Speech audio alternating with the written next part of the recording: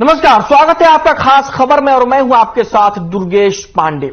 खास खबर में आज हम बात करेंगे बदलते मौसम और फसलों पर उसके असर के बारे में।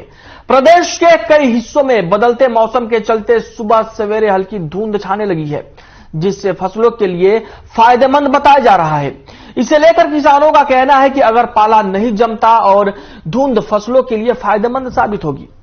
किसानों ने बताया कि अभी धुंध और होनी चाहिए ताकि फसल अच्छी हो और किसानों को इसका फायदा मिल सके। वहीं मौसम विशेषज्ञ का कहना है कि आने वाले 4 से 5 दिनों तक मौसम शुष्क रहेगा। उन्होंने यह भी बताया कि किसान गेहूं और सरसों में पानी लगा रहे हैं, जिसकी वजह से नमी और ह्यूमिडिटी से हल्की धुंध दिखाई दे रही है, जो फसलों के लिए काफी फायदेमंद है।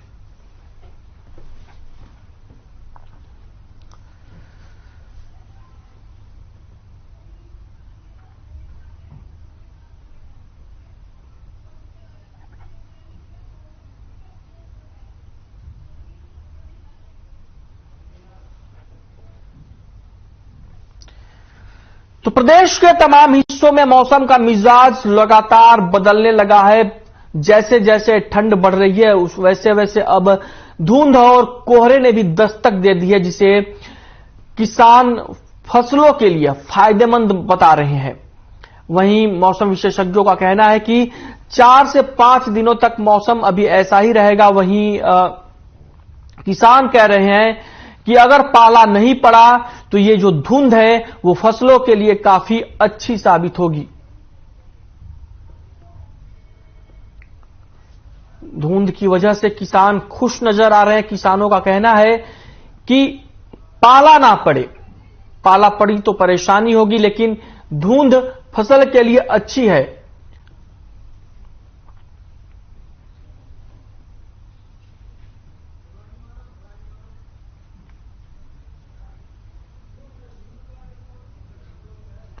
वहीं इसके साथ ही धुंध बढ़ने से गाड़ियों की स्पीड पर भी ब्रेक लगती दिख रही है। सुबह सुबह जो गाड़ियां सड़कों पर निकल रही हैं, जो लोग आ जा रहे हैं, ट्रैफिक में उनको दिक्कतें हो रही हैं।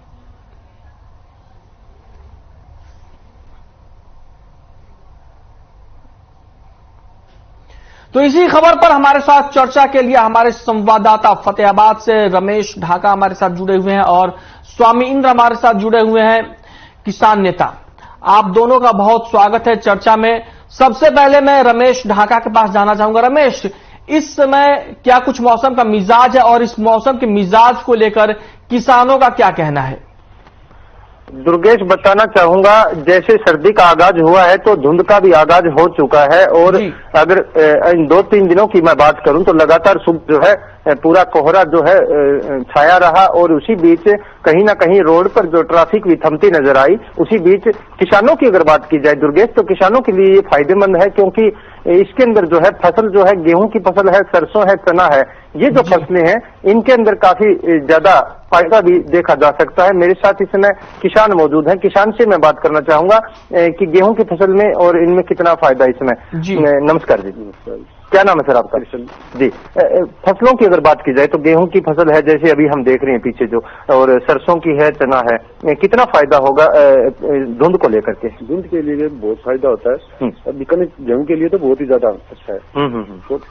सरसों के लिए भी बहुत बढ़िया, चने के लिए भी। जो सूखा पाला आगे पड़ेगा ना तो सरसों के लिए नुकसानदायक है। चने के लिए भी थोड़ा बहुत नुकसानदायक होता है, इतना नहीं होता। उसमें पानी पुनी लगाएगा सेटिंग हो जाती है। बिल्कुल। अभी ये कोहरा अभी चालू हुआ है नहीं, ये चने के लिए तो बहुत ही अच्छा है, फायदेमंद है, बहुत ज्यादा फायदा। फुटार ज्यादा बनेगी, सिस्टम बढ़िया। दुर्गेश, किसानों का कहना है कि जो अभी जो है ये धुंध पड़ रही है ये फायदेमंद है गेहूं की फसल के लिए, और सूखा पाला जो पड़ता है उस लेकर के कहीं ना कहीं किसानों का कहना है कि वो नुकसानदायक है। और सरसों की फसल में नुकसान जरूर होता है सूखे पाले का। और ये धुंध साथ जहां आसमानी से धीमी धीमी पानी का जो एक बरसाव सा रहता है, धुंध के कारण नमी जो आती है वो गेहूं की फसल के लिए काफी लाभदायक बताया जा रहा है दुर्गेश, किसानों के द्वारा। ठीक है, हमारे साथ स्वामी इंद्र जुड़े हुए हैं, किसान नेता। स्वामी जी, किसान कह रहे हैं कि ये जो धुंध है ये फसलों के लिए फायदेमंद है, आप भी खुश होंगे? चलिए मौसम मेहरबान हो रहा है, किसानों की फसल अच्छी होगी। 6 जलवायुओं का देश है जी। और दुनिया भर में भारत देश को जो है कृषि प्रधान देश के नाम से जाना जाता है। यहाँ की जो जलवायु है, मौसम की जो बदलाव है, उसी के अनुसार किसान खेती करता नजर आता है। पर दुर्भाग्य की बात यह है कि जहाँ प्रदेश सरकारों को उसका संज्ञान लेना चाहिए, वहां ना तो प्रदेश सरकार संज्ञान ले पा रही, ना केंद्र की ऐसी नीति बना पा रही है जिससे किसान को सीधा लाभ हो, सीधा उपभोक्ता को लाभ हो। जी। जो किसान के प्रति जो है वो है सरकार या बुलेटिन जो चाहता था कोई हमारा विशेषज्ञ कोई जो है कृषि वैज्ञानिक हमारे कृषि होते, वो चर्चा में भाग लेते और उसको बताते बात समझाते कि मौसम विभाग की कितनी बड़ी अहम भूमिका रहती है किसान के साथ। अगर किसान को पहले ही मौसम विभाग ये सूचना दे दे कि कितने दिन बाद बरसात होने वाली है, तो मुझे लगता है कि आज किसान अपने खेतों में पानी न दे रहा होता। अगर मौसम को पता होता कि मौसम में अभी आने देरी लगने वाली है, बरसात अभी लेट है, तो किसान खेतों पानी दे रहा होगा। तो ना ही तो किसान को सरकार द्वारा कोई ऐसा बुलेटिन जारी किया जाता है। और बड़ा दुर्भाग्य की बात मैं कहूंगा दुर्गेश जी की हरियाणा प्रदेश के अंदर एक ऐसा प्रदेश बनने जा रहा है जहां अभी खेत नहीं, किसान ना तो धान लगा पाया है, तो लगा पाया है। 1000 एकड़ जमीन है जो है हरियाणा प्रदेश के अंदर। अगर मैं कहूंगा कि अनिल विज जो हमारे गृह मंत्री, उनके जिले के अंदर की लगभग 20,000 एकड़ जमीन के अंदर जो है पानी की समस्या है, वहां पानी खड़ा हुआ है। जहां फतेहाबाद खड़े हैं वहां भी यही हालात है, लगभग वहां पे 10-11 हजार एकड़ जमीन के अंदर पानी पड़ा हुआ है। किसान अभी ना सरसों लगा पाया है, ना अपना गेहूं की फसल लगा पाया है। तो मौसम तो कुदरत हमारे पर मेहरबान है, पर सरकार हमारे पर मेहरबान नहीं है। फतेहाबाद डिस्ट्रिक्ट के अंदर भी यही हाल है, यमुनानगर डिस्ट्रिक्ट में ये हाल है। तो किसान को दोहरी मारनी पड़ती है, एक तो मौसम की मार। ठीक है, हमारे साथ किसान भी जुड़े हुए हैं। रमेश ढाका जी, किसान नेता स्वामी इंद्र की शिकायत सरकार से। हमारे साथ जो किसान जुड़े हुए हैं वो क्या कह रहे हैं, उनको सरकार से कितनी शिकायतें हैं? मौसम तो चलिए साथ दे रहा है किसानों का, इस बार अभी साथ दे रहा है, आगे क्या होगा ये तो प्रकृति जाने, लेकिन अभी मौसम साथ दे रहा है किसानों का। और सरकार से उनकी शिकायतें या सरकार से वो खुश हैं? जरा सीधे किसानों से बात करिए। बिल्कुल इन्होंने जो कहा है कि ये फतेहाबाद डिस्ट्रिक्ट में जहां मैं मौजूद हूं, यहां से कुछ ही दूरी के ऊपर जो भट्टोकला क्षेत्र है, राजस्थान की सीमा बिल्कुल भले ही लगती हो, लेकिन उस क्षेत्र की अगर बात की जाए तो काफी गांव ऐसे हैं जो इन्होंने कहा कि जल भराव है, पानी का बिजाई नहीं हो पाई है समय पर। ये बिल्कुल इसका कहना ठीक था, क्योंकि कुछ गाँव ऐसे हैं जिनके बारे में मैं अभी किसान मेरे साथ मौजूद है, मैं जान लेता हूँ थोड़ा जी। क्या कहना चाहेंगे? कुछ एरिया ऐसा है जो जल भराव से अभी तक बिजाइयां नहीं हो पाई हैं, कहीं ना कहीं परेशानियां जरूर लगातार बनी। सरकार से क्या कहना चाहेंगे? क्या जल्द से जल्द उन पर क्या एक्शन लिया जाए? सरकार से कहना चाहेंगे जल्द से जल्द उनको मुआवजा दिया जाए और उनकी फसलों की मान भरपाई पूरी की जाए। जी। और जल भराव खेतों के अंदर पीछे की टुकड़ा क्षेत्र के काफी गाँव ऐसे हैं जहाँ बिजाइयां अभी तक नहीं हो पाई है, बना वाली है, उसके ऊपर टूली खेड़ा। रमेश आपको रोकना चाहूंगा, वीके मंडल हमारे साथ कृषि विशेषज्ञ जुड़े हुए हैं। मंडल साहब स्वागत है आपका चर्चा में हिस्सा लेने के लिए। नमस्कार साहब। माफ कीजिएगा, पीके मंडल साहब आपका स्वागत है। माफ कीजिएगा, मैंने गलत नाम ले लिया आपका। मैं ये कह रहा हूं कि सर मौसम खुशगवार है, किसान कह रहे हैं कि ये जो धुंध पड़ रही है ये फसलों के लिए फायदेमंद है। आप क्या कहेंगे और किसानों को आगे क्या आप सजेशन देंगे? मैं किसान भाइयों को ये एक बात बताना चाहता हूं कि अभी तक हरियाणा में इतनी ज्यादा धुंध नहीं है, लेकिन अगर धुंध भी है तो वो फसलों के लिए कोई भी नुकसानदेह नहीं है जी।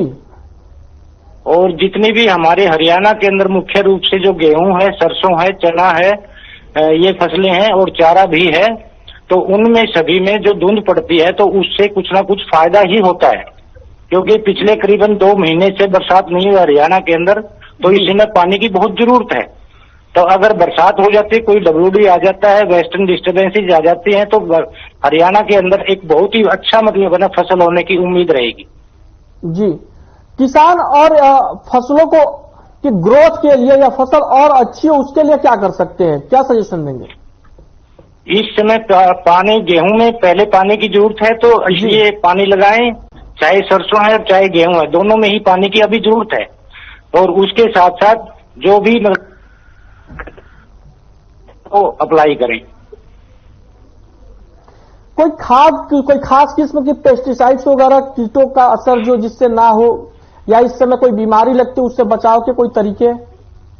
नहीं, हम हरियाणा के अंदर कोई भी इस समय ना तो कोई फसल में ऐसी कोई कीड़ा या कोई बीमारी है। और मैं तो कहूंगा कि किसान भाई कोई भी ऐसा पेस्टिसाइड ना छिड़के जिससे मतलब है ना कोई हमें हमारे प्रोडक्ट में, हमारे खाने में जहर आए। इसलिए ऑर्गेनिक खेती की तरफ हम बढ़ावा दे रहे हैं हरियाणा वाले। तो इसलिए किसान भाइयों से निवेदन है कि अगर कोई कीड़ा बीमारी आती भी है तो कृषि विभाग से संपर्क करके अपना निदान पाएं। जी, हमारे साथ किसान भी बने हुए हैं और किसान नेता भी बने हुए हैं। रमेश ढाका, किसान जो हमारे साथ जुड़े हुए हैं, उन्होंने पीके मंडल साहब की बातें सुनी होंगी, क्या कुछ उनका रिएक्शन है? देखिए, किसानों की अगर बात करें तो किसानों के चेहरे पर धुंध को लेकर बिल्कुल थोड़ी खुशी जाहिर है, क्योंकि इस समय की बात करूं तो गेहूं का जो उत्पादन है वो जारी है और इसमें कहीं ना कहीं ऊपर से जो धुंध का है वो बहुत एक फायदेमंद है। सरसों की फसल है, चना है। मैं क्षेत्र के अंदर जहां मौजूद हूं, फतेहाबाद जिले का जो ये एरिया है जहां पर पानी की कहीं ना कहीं पहले कमियां ज्यादा रहती थी, लेकिन अभी जो है बिजली के ट्यूबवेलों के द्वारा, बोरवेल के द्वारा पानी का प्रबंध अच्छा किया जा चुका है और फसलों के अंदर धुंध का फायदा है। किसान मेरे साथ है, क्या कहना चाहेंगे, कितना फायदा मिलेगा किसानों को धुंध का? धुंध का बहुत फायदा होगा गेहूं की फसल में पैदावार अच्छी होगी, बढ़िया मान लो पैदावार अच्छी होगी। बिल्कुल दुर्गेश, किसानों का कहना है कि अगर इस तरीके से जो धुंध जो है अगर पड़ती है तो उसको लेकर के फसलें अच्छी होंगी, गेहूं का उत्पादन बढ़ेगा धुंध के कारण दुर्गेश। और एक फायदेमंद है ये धुंध का जो समय है, इसी समय की अगर मैं बात करूं तो शुरुआत है, ये सर्दी का आगाज हुआ है, इसके अंदर सभी फसलों के अंदर अच्छा फायदा बिल्कुल मिलेगा दुर्गेश किसानों को धुंध का। पीके मंडल साहब जी सर, मैं ये कह रहा था कि अभी हमारे साथ किसान नेता स्वामी इंद्र जुड़े हुए हैं और फतेहाबाद से हमारे रिपोर्टर भी हमारे साथ जुड़े हुए हैं। ये लोग बता रहे थे कि प्रदेश के कई हिस्सों में अभी पानी खड़ा हुआ है खेतों में। अब पानी की निकासी के बाद इस वक्त से कौन सी फसल लगाई जा सकती है जो किसानों को राहत मिले कुछ? जो पानी की जहां तक बात है सर जी, अपने हरियाणा के अंदर जैसे मतलब है ना बारिश जो हुई थी हमारी 10, 11, 12 अक्टूबर को जी, तो उसमें कुछ जगह पे पानी का जल भराव हुआ था जी। इसमें कोई दुराय नहीं। जो किसान नेता ने कहा है भाई मतलब है धुंध की जो बात कही उन्होंने, बिल्कुल ये सही बात है। अगर जितनी ज्यादा धुंध पड़ेगी उससे फुटाव ज्यादा होगा गेहूं में। और जहां तक बात पानी खड़े होने की है, इससे में जो फसल बो सकते हैं किसान, बछेती जो बिजाई है हमारी लगभग हम 25 दिसंबर तक कर सकते हैं। तो इसमें जो दूसरी जो फसल है वो जौ की फसल है, गेहूं के बराबर की ही फसल है वो भी मतलब है ना किसान बिजाई कर सकते हैं जी। कुछ और फसलें हो जो जिसमें पानी कम लगता हो, किसानों का खर्च कम हो और उनका प्रोडक्शन ज्यादा हो? जो बारले जो किस्म है, जो फसल है जो उसमें पानी भी कम लगता है और वो किसानों को ऑप्टिमम यील्ड भी दे देती है जी। स्वामी इंद्र जी, मैं अपने जो कृषि विशेषज्ञ हैं इनकी बात को मैं बड़ा करता हुआ एक बात कहना चाहूंगा जी। अगर समय रहते सरकार द्वारा पानी की निकासी का प्रबंधन किया जाता, ऐसी ड्रेनें बना दी जाती जो राजस्थान की चली जाती, क्योंकि राजस्थान को हमारा पानी बहुत जाता है। नगर नदी का पानी हमारा पाकिस्तान में चला जाता है, सतलुज का पानी पाकिस्तान में चला जाता है, तो मारकंडा का पानी पाकिस्तान चला जाता है। इसी पानी को अगर केंद्र सरकार और प्रदेश की सरकार मिलकर चैनलाइज कर दे, तो ये समस्या कल भविष्य में किसानों को आए। दूसरी बात जो की बात इन्होंने की कि इसके बाद किसान जो है 25 दिसंबर तक गेहूं लगा सकता है, जो लगा सकता है, पर जो एमएसपी के दायरे में नहीं आती, इसका लिए किसान को कोई लाभ होने वाला नहीं है, नुकसान उल्टा हो जाएगा। लागत बढ़ेगी और उसको इनपुट कॉस्ट बढ़ेगी, उसको मार्केट में कोई लिहाज नहीं है, कोई खरीदार नहीं है। क्योंकि पहले जमाने में ग्रामीण क्षेत्रों में या आम क्षेत्रों में लोग सत्तू दिया करते थे, जो का सत्तू बनता था। अब तो डिस्टिलरी के अंदर जो है सत्तू जो भी इस्तेमाल नहीं होती, मक्का इस्तेमाल होती है, इसलिए किसान को समझता हूं जो लगाने को होता है। ठीक है मंडल साहब? जी सर। हमारे किसान ने तो स्वामी इंद्र कह रहे हैं कि जौ तो काफी कॉस्टली हो जाएगा और किसान को उसकी एमएसपी भी नहीं मिलती, इस वजह से किसानों के लिए ये बहुत ज्यादा फायदेमंद नहीं होगी। कोई और फसल सजेस्ट करेंगे आप? देखो, किसान भाई का अपना अनुभव है और मेरा अपना अनुभव है। नहीं वो ठीक है, अनुभव के लेकिन आप अनुभव के आधार पे ही मैं अनुभव के आधार पे ये भी कह सकता हूँ कि मतलब न अगर किसान भाई जो नहीं बोना चाहते हैं तो दलहन में मतलब है ना वो अपना बो सकते हैं। दलहन में हमारे पास जैसे मतलब है ना भाई जो फसलें हैं, जैसे पुराने समय में तो आज से अगर 10-15 साल पहले की बात करें तो उसके अंदर किसान भाई जो है ना भाई जो एरिया क्षेत्र बच जाता था भाई बिना गेहूं के या बिना मतलब है ना अन्य फसलों के, तो मुख्य फसलें चाहे वो सरसों है, चाहे चना है, चाहे हमारी गेहूं है, तो इसके सिवाय हम दलहन फसलों पे जा सकते हैं। जी जी रमेश ढाका जी दुर्गेश, हमारे कृषि वैज्ञानिक कह रहे हैं कि किसान जहां पे पानी खड़ा है इस वक्त, पानी की निकासी के बाद वहां दलहन की फसलें लगा सकते हैं या जौ लगा सकते हैं। हमारे जो किसान हैं जो जमीन पर खेती कर रहे हैं उनका क्या कहना है इस बारे में? देखिए, बताना चाहूंगा जिस तरीके से सर ने बात रखी है कि जहां पर जल भराव है, जहां पर फसलें लेट हो चुकी है, वहां पर दलहन लगा सकते हैं, जौ लगा सकते हैं। मानता हूं इनकी बात कि जौ की फसल है वो अभी लेट उसकी बिजाई हो सकती है, लेट बिजाई होने के कारण उसमें पानी की जौ की फसल में कम रहती आवश्यकता, ये बात ठीक है। लेकिन जहां पर सर ने पहले बात कही है कि कुछ एरिया ऐसा है जहां पर जल भराव के कारण किसान परेशान है, ये बात बिल्कुल एक बार फिर दोहराना चाहूंगा क्योंकि जमीनी क्षेत्र से मैं जुड़ा हुआ हूं। और हमारे क्षेत्र की अगर बात की जाए, फतेहाबाद डिस्ट्रिक्ट का जो एरिया है भट्टूकला क्षेत्र, जिसके 8-10 गांव ऐसे हैं जिनके अंदर अभी पानी कुछ ही डाउन गया है, तो वहां पर सबसे पहले तो प्रशासन को ये देखना चाहिए कि ये हर साल की समस्याएं हैं जहां पर किसानों की फसलें बर्बाद हो जाती है। अभी पीछे के अगर हालात हमारे टीवी चैनल के माध्यम से जनता ने पहले भी देखे थे, जिस समय पीछे बारिश हुई थी कितना जल भराव हो चुका था, खड़ी नरमे की फसल तबाह हो गई थी।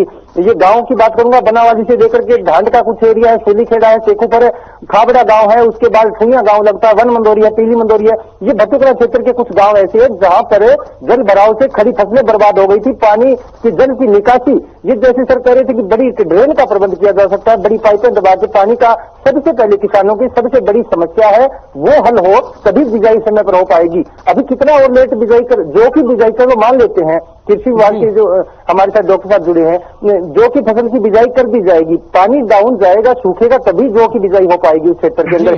किसान जो है वो हमारे जो, अगर मैं कहना चाहूंगा, देश की जो हमारे देश भारत देश की रीढ़ की हड्डी है किसान। किसान को हर प्रकार से सपोर्ट मिलेगी दुर्गेश, हर प्रकार से इसका समाधान होगा, तभी जाके हमारे को समय पर अन्न खाने के लिए नसीब होगा। ऐसे हालातों के अंदर ठीक है, ये कुछ फसलें ऐसी होती हैं जो लेट तक बिजाई हो सकती है, पानी भी कम लगता है, लेकिन जटिल समस्या सबसे बड़ी जो फतेहाबाद डिस्ट्रिक्ट की है वो हमारी डीसी साहब महोदय की मीटिंग में भी ये बात हमने अभी कुछ दिन पहले रखी थी कि सबसे बड़ी समस्या ये होती है जल भराव की बारिश के दौरान और फसलें तबाह हो जाती हैं। ये सबसे बड़ी समस्या पहले हल की जाए दुर्गेश, उसके बाद बिजाई हो पाएगी। और काफी एरिया ऐसा है जिसके अंदर आज तक बिजाइयां नहीं हो पाई हैं क्योंकि पानी डाउन नहीं गया है। ऐसी दलदल के अंदर किसी भी प्रकार की फसलों की बिजाई नहीं हो पाएगी दुर्गेश, और किसानों की हर प्रकार से सपोर्ट मिले, चाहे वो सरकार के द्वारा हो, चाहे कृषि विभाग के द्वारा हो, कोई भी किसी भी प्रकार से।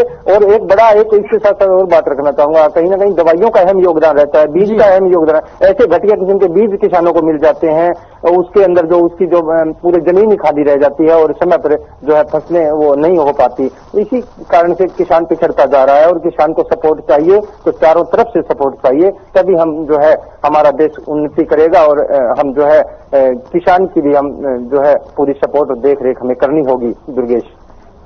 ठीक है रमेश, आप सही बात कह रहे हैं क्योंकि हमारे देश में लगभग 65% लोग आज भी खेती पर ही निर्भर करते हैं। हमारा देश किसान कृषि प्रधान देश कहा भी जाता है और हरियाणा भी एक तरीके से कृषि प्रधान स्टेट है, तो किसानों के लिए तो बहुत कुछ किया जाना चाहिए और बहुत कुछ किए जाने की जरूरत है। स्वामी इंद्र, सबसे बड़ी बात है कि ये तमाम चीजें और हर कोई जानता है इस बात को, जो बातें अभी मैं कह रहा था, किसान को एमएसपी चाहिए, किसान को इस तरीके से क्या नाम है, सरकार इस तरीके से व्यवस्था कर, इस तरीके से मैनेजमेंट बनाए सरकार की किसानों को फायदा हो नुकसान होने के बजाय। तो ये सारी जो तमाम चीजें तो हमेशा चलती रहती हैं, लेकिन सबसे बड़ी बात यह है कि ये आपका भी अनुभव बताता होगा कि चाहे सरकार कोई भी रही हो, इसके पहले की जो सरकारें रही हैं या अभी मुझे लग रहा है कि जो बाद में भी सरकारें आएंगी, लग रहा है कि किसानों की समस्या हल होने वाली नहीं है। किसानी का अगर दूसरा नाम कह दे तो परेशानी बन गई है। बिल्कुल। देखिए, आज की परिवेश में दुर्गेश जी ये बात कहना कोई अतिशयोक्ति नहीं होगी कि खेती हुआ आत्महत्या भी मामला बनता जा रहा है। जी, अभी हमें झाका जी ने बड़ी अच्छे तरीके से विस्तार से के नाम लेकर और ये बात को समझाने की कोशिश की, भले वो सरकारें कोई भी रही हो। अब तो 8 साल का अनुभव सरकार को भी है, केंद्र की सरकार को भी है जी, और डबल इंजन की सरकार। आप किसान को प्रोत्साहन कर रहे हैं कि वो खेती करे, और दुनिया में व्हाइट कॉलर रेवोल्यूशन आने वाला है और आप है लगभग शहरों की तरफ भाग रहे हैं। और हरियाणा प्रदेश की स्थिति ये है, जिस जिले से मैं आता हूं, कुरुक्षेत्र जिले से में और फतेहाबाद के अंदर 90% हमारा युवा विदेशों में भागता है। हमारे बच्चे आईलेट्स करके विदेश जा रहे हैं, उन सालों में खेती में फायदा नहीं है, खेती घाटे का शोध है। ऐसे के अंदर विश्व के अंदर स्वामी इंद्र जी, एक सवाल मेरा थोड़ी बहुत इकोनॉमिक्स की समझ जहां तक मुझे है उस हिसाब से मैं कर रहा हूं कि 65% आबादी हमारी डिपेंड है कृषि पे, और इकोनॉमी में जो ये क्या कहते हैं इसको, जो खेती का योगदान है वो लगातार घटता जा रहा है। तो ये गैप भी इसको भी तो भरना होगा। अगर 65% लोग डिपेंड रहेंगे कृषि पे और इकोनॉमी में उनका योगदान लगभग 13% हो जा रहा है, तो ये जो बड़ा गैप है लगभग 40% का, ये भी तो कहीं ना कहीं समस्या खड़ी कर रही है। दुर्गेश जी, आपकी बात को मैं बड़ी करता हूं और समझने की कोशिश कीजिए। जब कोरोना काल के अंदर विषय ये सारे उद्योग धंधे बंद हो गए थे, मात्र भारत के अंदर 3.5% जीडीपी के अंदर जो ग्रोथ दिखाई थी वो कृषि दिखाई थी। ये आज क्षेत्र जरूर है और सबसे ज्यादा रोजगार देने का काम भी कृषि करती है। मैं आपको बताना चाहता हूँ, लेकिन स्वामी इंद्र जी, ये प्राथमिक क्षेत्र जो है यहाँ पर ये काम तो मिलता है, लेकिन काम कभी कभी मिलता है। ये एक तरीके से बेरोजगारी और रोजगार साथ में लेकर चलते हैं। ये आकस्मिक बेरोजगारी, मौसमी बेरोजगारी, कभी काम है कभी नहीं है, तमाम चीजें बनी रहती हैं। जी दुर्गेश जी, आपकी बात बड़ी करने जा रहा था मैं। आप बिहार की बात लीजिए, बिहार भी भारत में आता है, उत्तर प्रदेश भी भारत में आता है, पर हर साल बिहार को डुबोने का काम किया जाता है। अगर बिहार क्षेत्र को हम संभाल लिया है, सबसे ज्यादा जल्दी से फाइनल कमेंट।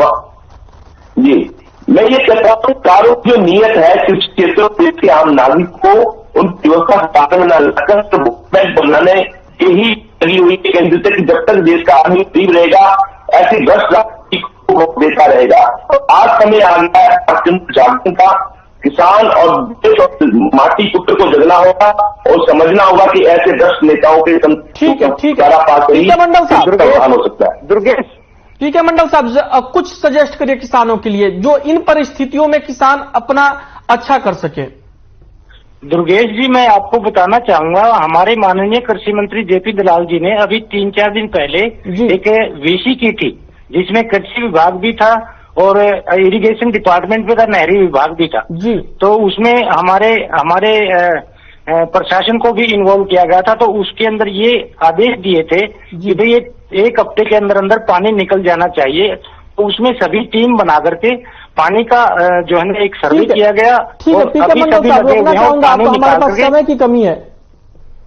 आप सब हमारे साथ जुड़े, स्वामी इंद्र जी आप हमारे साथ जुड़े, पीके मंडल साहब आप हमारे साथ जुड़े, और रमेश ढाका आपने भी काफी अच्छी जानकारी हमें मुहैया कराई जमीनी स्तर से। आप सभी का बहुत बहुत धन्यवाद। तो खास खबर में फिलहाल इतना ही, मुझे दीजिए इजाजत, नमस्कार।